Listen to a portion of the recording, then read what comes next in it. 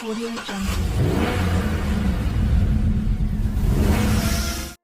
Production is set increase significantly next year as the Audi Q4 e-tron will also be made at the plant from the second half of 2023 at a rate of about 70 units per day.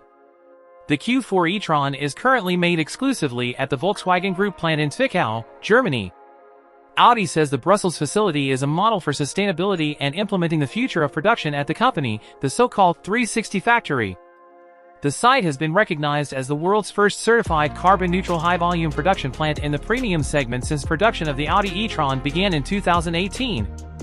The Audi Q8 e-tron and Q8 e-tron Sportback offer increased efficiency, improved aerodynamics, and higher charging performance and battery capacity.